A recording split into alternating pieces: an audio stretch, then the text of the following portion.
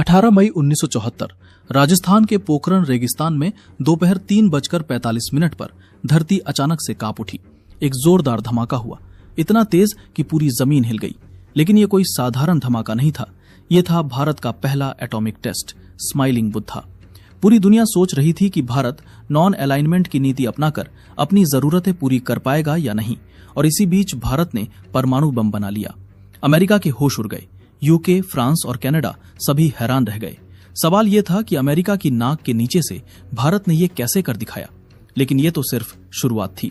24 साल बाद 11 मई 1998 फिर से पोखरण। इस बार 3 धमाके एक साथ हुए और 13 मई को 2 और धमाके किए गए। इसके बाद भारत ने खुद को न्यूक्लियर पावर घोषित कर दिया। दुनिया ने दांतों तले उंगलियां दबा ली। अटल बिहारी वाजपेयी और एपीजे अब्दुल कलाम ने पूरी दुनिया को चौंका दिया था। लेकिन यह सफर आसान नहीं था। यह कहानी शुरू होती है द्वितीय विश्व युद्ध से, जब अमेरिका ने फैट मैन और लिटिल बॉय नाम के 2 एटम बम हिरोशिमा और नागासाकी पर गिराए। भारी तबाही हुई। जापान ने 1 हफ्ते के अंदर ही अनकंडीशनल सरेंडर कर दिया। एलाइज ने वर्ल्ड वॉर 2 जीत लिया। तभी दुनिया के बाकी देशों को एटम बम की अहमियत समझ आ गई। अमेरिका के बाद रूस ने 1949 में टेस्ट किया, यूके ने 1952 में, फ्रांस ने 1960 में और चाइना ने 1964 में। और उन्हीं दिनों हमारे देश के legendary scientist doctor Homi Jahangir Bhabha भी न्यूक्लियर रिसर्च पर काम कर रहे थे। वो भारत को एटॉमिक पावर बनाने में जुटे हुए थे, लेकिन सरकार ने कभी भी उन्हें न्यूक्लियर बम बनाने की परमिशन नहीं दी। लेकिन उसी समय कुछ ऐसा हुआ जिसने पूरे भारत को हिला दिया। 1962 चीन ने भारत पर अचानक हमला कर अक्साई चिन पर कब्जा कर लिया था। भारत की हार हो गई। हजारों जवान शहीद हुए। 38,000 वर्ग किलोमीटर भारतीय जमीन चाइना के कब्जे में चली गई। और तभी 1964 में चीन ने अपना न्यूक्लियर टेस्टिंग भी पूरा कर लिया था। भारत इस हार से उभर भी नहीं पाया था कि तुरंत 1965 और 1971 में पाकिस्तान ने हमला कर दिया।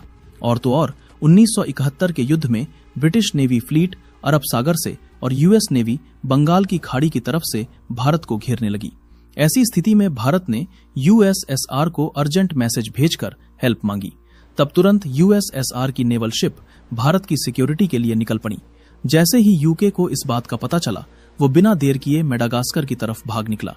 यूएस का टास्क फोर्स अपने 75,000 टन की क्षमता और 70 फाइटर एयरक्राफ्ट के साथ बंगाल की खाड़ी में उतरने वाला था।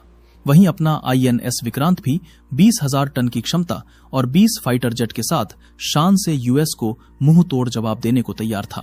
और यूएसएसआर के naval marine force, cruiser destroyer और न्यूक्लियर वॉरहेड्स भी भारत के सपोर्ट में आकर खड़े हो गए।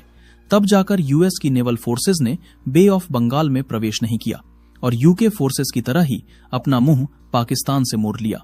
1971 में भारत की जीत के पीछे यूएसएसआर के सपोर्ट का बहुत बड़ा रोल था। इसलिए उस दौरान इंडियन लीडर्स को लगा कि अगर चाइना और पाकिस्तान जैसे देशों का सामना करना है तो न्यूक्लियर वेपन्स जरूरी हैं।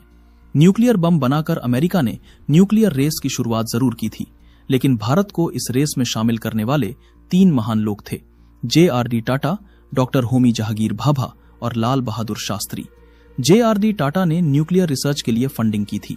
जब अमेरिका ने हिरोशिमा और नागासाकी पर बम गिराकर अपनी पावर का शो ऑफ किया था, तभी से होमी भाभा जवाहरलाल नेहरू और कांग्रेस लीडर से कहते आए थे कि हमें भी न्यूक्लियर पावर की फील्ड में अपना काम आगे बढ़ाने की जरूरत है। इस प्रोग्राम में प्राइम मिनिस्टर जवाहरलाल नेहरू भी काफी दिलचस्पी रखते थे। इसीलिए उन्होंने इस न्यूक्लियर प्रोजेक्ट को पीसफुल डेवलपमेंट के नाम पर ऑथराइज किया था। लेकिन उन्होंने एटॉमिक रिसर्च को सिर्फ पावर जनरेशन तक ही सीमित रखने को कहा था। डॉक्टर भाभा ने 1954 में एटॉमिक एनर्जी एस्टेब्लिशमेंट प्रॉम्बे को एस्टेब्लिश किया ताकि भारत में multi disciplinary nuclear research programme शुरू किया जा सके।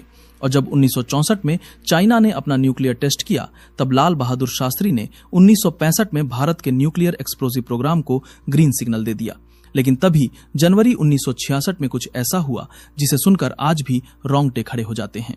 डॉक्टर होमी भाभा एक प्लेन क्रैश में मर गए और सबसे हैरान करने वाली बात, उसी महीने लाल बहादुर शास्त्री की भी संदिग्ध परिस्थितियों में मौत हो गई। एक ही महीने में 2 ऐसे लीडर जो भारत के न्यूक्लियर प्रोग्राम को आगे बढ़ा रहे थे, खत्म हो गए। आज तक ये रहस्य बना हुआ है कि यह महज संयोग था या कुछ और। लेकिन इन दोनों की मौत के बाद भारत का न्यूक्लियर प्रोग्राम एक बड़ा झटका खा गया। फिर भी दूसरे फिजिसिस्ट ने इस काम को आगे बढ़ाया। इन्हीं दोनों की याद में इस सेंटर का नाम बदलकर भाभा एटॉमिक रिसर्च सेंटर कर दिया गया, जिसके साइंटिस्ट्स ने मिलकर भारत के पहले न्यूक्लियर प्रोजेक्ट को आकार दिया। परेशानी ये थी कि आजादी के बाद भी भारत एक बुरे दौर से गुजर रहा था। तब ना तो हमारे पास एडवांस टेक्नोलॉजी थी और ना ही इस फील्ड में प्रोग्रेस करने के लिए स्पेसिफिक बजट। हालात इतने बुरे थे कि यूएस और यूएसएसआर जैसे विकसित देशों की ह्यूमैनिटेरियन एड पर देश चल रहा था। लेकिन इसी बीच यूएसएसआर, यूके और फ्रांस वो देश बन गए जो न्यूक्लियर बम बनाने में सफल हुए। फिर देर ना करते हुए चाइना ने भी अपना पहला न्यूक्लियर टेस्ट कंडक्ट किया। अब दुनिया में 5 ऐसे देश थे जो घातक न्यूक्लियर टेक्नोलॉजी से किसी भी देश को तबाह कर सकते थे। दुश्मन देश चाइना के इस लिस्ट में शामिल होते ही भारत पर भी प्रेशर बन गया था कि वो अपनी डिफेंस टेक्नोलॉजी को दुरुस्त करे। सिक्योरिटी के इसी खतरे की वजह से अब भारत ने भी अपना ध्यान न्यूक्लियर वेपन्स की तरफ मोड़ लिया। 1966 आते आते रूलिंग पार्टी से लेकर सारे लीडिंग इंडियन साइंटिस्ट लॉबी का भी यही मानना था कि इंडिया को एटॉमिक वेपन्स में सेल्फ रिलायंट होना बहुत जरूरी है। वहीं दूसरी तरफ रूस, यूएस, यूके, फ्रांस और चाइना ने नॉन प्रोलिफरेशन ट्रीटी बनाई, जिसमें कहा गया कि एनपीटी के मेंबर्स न्यूक्लियर वेपन टेक्नोलॉजी को बढ़ाने से रोकेंगे। उनका यह भी कहना था कि ये देश अब किसी भी दूसरे देश को इस खतरनाक वेपन को बनाने नहीं देंगे। ऐसे में एनपीटी की दोहरी नीति से भी भारत नाराज हो गया और इस ट्रीटी पर भारत ने साइन नहीं किया और ये डिसाइड किया कि अब भारत भी अपना एटम बम बनाएगा। लाल बहादुर शास्त्री की डेथ के बाद जब 1966 में इंदिरा गांधी के हाथ में सत्ता आई, उन्होंने भी फैसला कर लिया था कि भारत भी न्यूक्लियर बम बनाने पर काम जारी रखेगा। इस प्रोजेक्ट पर वेस्टर्न कंट्रीज की पैनी नजर थी। यूएस से लेकर कोई भी डेवलप्ड देश नहीं चाहता था कि भारत भी न्यूक्लियर क्लब का हिस्सा बन जाए। इन्हीं चुनौतियों के बीच न्यूक्लियर बम बनाने का काम 2 टीम्स को सौंपा गया, जिसमें पहली टीम को BARC के डायरेक्टर राजा रमन्ना लीड कर रहे थे, जबकि दूसरी टीम को लीड करने का जिम्मा DRDO के डायरेक्टर DD नाग चौधरी को सौंपा गया था। दोनों टीम्स को मिलाकर टोटल 75 साइंटिस्ट और इंजीनियर्स की टीम इस काम पर लगी हुई थी। लेकिन केवल 3 लोगों को ही न्यूक्लियर प्रोजेक्ट की जानकारी थी, जिसमें पहली खुद इंदिरा गांधी थी। मिशन की सीक्रेसी को बरकरार रखने के लिए डिफेंस मिनिस्टर और होम मिनिस्टर को भी इस प्रोजेक्ट की इंफॉर्मेशन से बाहर रखा गया था। लेकिन यहाँ एक बड़ी परेशानी आई। बम बनाने के लिए प्लूटोनियम की जरूरत थी, लेकिन ट्रॉम्बे का फीनिक्स रिएक्टर पहले ही बंद हो चुका था और बचे हुए प्लूटोनियम को पूर्णिमा न्यूक्लियर रिएक्टर में इस्तेमाल किया जा रहा था। ऐसे में प्लूटोनियम की डिमांड को पूरी करने के लिए 1973 में पूर्णिमा रिएक्टर को शट डाउन कर दिया गया, ताकि वहां से प्लूटोनियम लेकर न्यूक्लियर टेस्ट में इस्तेमाल किया जा सके। इसके अलावा वासुदेव अय्यर ने बम के सबसे जटिल हिस्से न्यूट्रॉन इनिशिएटर को बनाने में कामयाबी हासिल की। ये वो हिस्सा था जिसे बनाने में अमेरिका को भी सबसे ज्यादा परेशानियां झेलनी पड़ी थीं। टेस्टिंग के लिए साइंटिस्ट की पहली प्रेफरेंस पोखरन रेंज थी, क्योंकि टेस्टिंग एक ऐसे इलाके में की जानी थी जहां आसपास कोई आबादी ना हो, और ये सभी कंडीशन राजस्थान के थार डेजर्ट पर परफेक्टली एप्लीकेबल होती थीं। और फाइनली 18 मई 1974 को दोपहर 3:45 पर बटन दबाया गया। न्यूक्लियर एक्सप्लोजन हुआ। अच्छी बात यह थी कि बम इम्प्लोसिव था और टेस्ट को जमीन के नीचे किया गया था, इसीलिए रेडिएशन का हवा में फैलने का डर कम था। साथ ही बम 12 किलोटन क्षमता का था, इसीलिए विस्फोट ज्यादा भयानक और विनाशकारी नहीं था। लेकिन इस विस्फोट के साथ ही दुनिया जान गई थी कि भारत भी अब न्यूक्लियर वेपन बनाने की शक्ति रखता है। भारत के इस पहले न्यूक्लियर टेस्ट को स्माइलिंग बुद्ध के नाम से बुलाया जाने लगा। अखबारों में छपी इंडियन न्यूक्लियर टेस्ट की खबर से अमेरिका की नींद उड़ गई थी। वो ये हजम करने को राजी नहीं था कि भारत अमेरिका से छुपकर न्यूक्लियर टेस्ट भी कर सकता है, और वो भी उनके नाक के नीचे से। कुछ ऐसा ही रिएक्शन कनाडा का भी था, जो खुद को ठगा हुआ महसूस कर रहा था। दरअसल टेस्ट के लिए जिस प्लूटोनियम का इंतजाम हुआ था, वो कनाडा द्वारा दी गई हेवी वाटर रिएक्टर टेक्नोलॉजी से ही प्रोड्यूस किया गया था। टेस्ट के तुरंत बाद ही कनाडा ने भारत के साथ बने वाले रिएक्टर प्रोजेक्ट से अपना पल्ला झाड़ लिया और इसके अलावा न्यूक्लियर टेक्नोलॉजी और फ्यूल की सेल पर बैन लगा दिया। कई वेस्टर्न नेशंस का मानना था कि भारत खुद 1960 के दशक से एनपीटी का समर्थन कर रहा था, और आखिर में भारत ने ही गुपचुप तरीके से न्यूक्लियर डिवाइस टेस्ट करके इस ट्रीटी का मजाक बना दिया। सीटीबीटी ट्रीटी को रिलीज किया गया।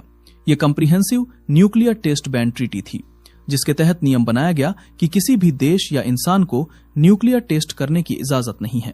इसके अलावा एनएसजी का भी फॉर्मेशन किया गया। एनएसजी दरअसल न्यूक्लियर सप्लायर ग्रुप था, जिसमें यह साफ शब्दों में कहा गया था कि कोई भी देश बिना परमिशन के यूरेनियम सप्लाई नहीं कर सकता। खासतौर पर भारत को न्यूक्लियर रिलेटेड रिसोर्सेज सप्लाई करने पर पूरी तरह बैन लगा दिया गया था।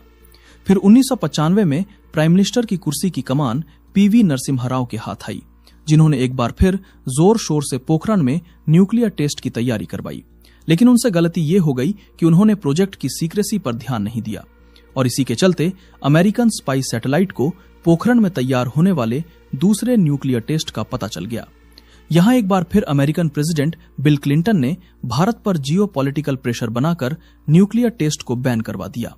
उन्होंने डायरेक्ट प्रधानमंत्री को फोन लगाकर साफ किया कि यह टेस्ट हुआ तो भारत को इसका अंजाम भुगतना पड़ सकता है, और अमेरिका ने ऐसा एक बार नहीं बल्कि 2 बार किया। लेकिन इतने बड़े बवाल के बाद भी भारत ने अपने गोल से नजर नहीं हटाई और इस प्रोजेक्ट में जल्द ही एपीजे अब्दुल कलाम को साथ मिला अटल बिहारी वाजपेयी का। 1996 में जब अटल बिहारी वाजपेयी सत्ता में आए, उन्होंने प्रधानमंत्री बनते ही एपीजे अब्दुल कलाम और आर चिदम्बरम के साथ साथ भारत के टॉप लेवल साइंटिस्ट्स को न्यूक्लियर वेपन्स की टेस्टिंग का काम सौंप दिया।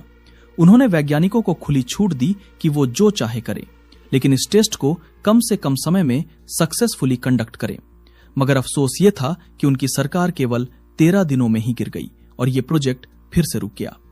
फिर 1998 में दोबारा पावर में आते ही अटल बिहारी वाजपेयी ने न्यूक्लियर टेस्ट को गो अहेड दिया। इस टेस्ट को करने में सबसे बड़ी चुनौती सीक्रेसी की थी। सीआईए की नाक के नीचे पोखरण में टेस्ट प्रिपरेशन करना आसान नहीं था।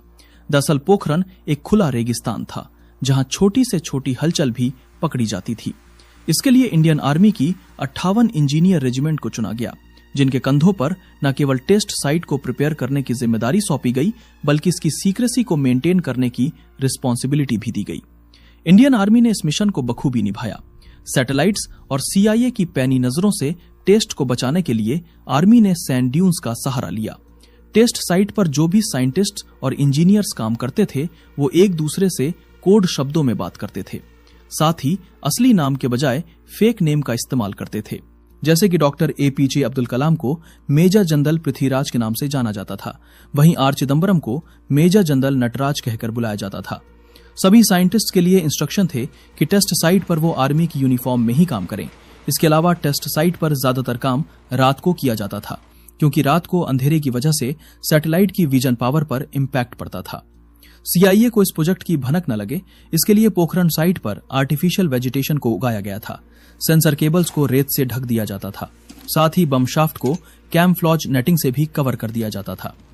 और फाइनली 11 मई 1998 को दोपहर 3:45 पर जब हवा रुक गई तो पोखरण में कुछ ऐसा धमाका हुआ कि पूरी धरती कांप उठी। इस दिन भारत ने एक नहीं बल्कि 3 न्यूक्लियर डिवाइस को सक्सेसफुली डिटोनेट करके इतिहास रच डाला। भारत इकलौता ऐसा देश बना जिसने अपनी ही टेक्नोलॉजी के बलबूते पर न्यूक्लियर टेस्ट किया और अमेरिका के होश उड़ा दिए। 11 मई के बाद भारत ने 13 मई को भी 2 एक्सपेरिमेंट करके इंटरनेशनल लेवल पर अपना एक अलग नाम बना लिया था। भारत की इस बड़ी अचीवमेंट को ऑपरेशन शक्ति का नाम दिया गया। देश में जहां इस न्यूक्लियर टेस्ट के चलते जश्न का माहौल था, वहीं सभी वेस्टर्न नेशंस में मातम छाया हुआ था। अमेरिका के प्रेसिडेंट अपनी कॉन्फ्रेंस में भी भारत के टेस्ट को एशिया के लिए खतरा बताने से पीछे नहीं रहे थे। लेकिन इन सभी बयानबाजियों के बीच अटल बिहारी वाजपेयी ने भारत के पक्ष को बड़ी सूझबूझ से डिफेंड किया था। एपीजे अब्दुल कलाम भी प्रेस कॉन्फ्रेंस में ये बयान देते नजर आए थे कि भारत ने ये वेपन अपने देश की सुरक्षा के लिए बनाया है। इतिहास उठाकर देख लो तो आज तक भारत ने कभी किसी भी देश पर आक्रमण करने की कोशिश नहीं की है, बल्कि इसके विपरीत दूसरे देशों ने भारत पर आक्रमण किया है। ऐसे में हमारा ये हथियार भारत की सिक्योरिटी को ध्यान में रखकर बनाया गया है। सीटीबीटी में जल, थल और हवा में टेस्टिंग पर रोक थी, लेकिन भारत ने जमीन के नीचे इस टेस्ट को अंजाम दिया था। इसके बाद दूसरा रोल एनपीटी का था, जिसे भारत ने साइन ही नहीं किया था। अमेरिका ने भारत पर एनएसजी के तहत न्यूक्लियर रिसोर्सेज को दूसरे देश से सप्लाई करने का आरोप भी लगाया था, लेकिन इस टेस्ट में इस्तेमाल होने वाले सारे रिसोर्सेज भारत के ही थे। ऐसे में अमेरिका भारत का कुछ नहीं कर पाया। ये थी भारत के न्यूक्लियर पावर बनने की कहानी, जहां जेआरडी टाटा, होमी भाभा, लाल बहादुर शास्त्री से लेकर अटल बिहारी वाजपेयी, एपीजे अब्दुल कलाम और हमारे वैज्ञानिकों ने अपनी जान की परवाह नहीं की, ताकि हमारी पीढ़ी उनकी पीढ़ी से ज्यादा सुरक्षित रहे। दोस्तों, अगर वीडियो पसंद आया हो तो वीडियो को एक लाइक जरूर करें और चैनल को भी सब्सक्राइब जरूर करें। हम ऐसे ही वीडियो हर हफ्ते लाते रहेंगे। तब तक के लिए जय हिंद।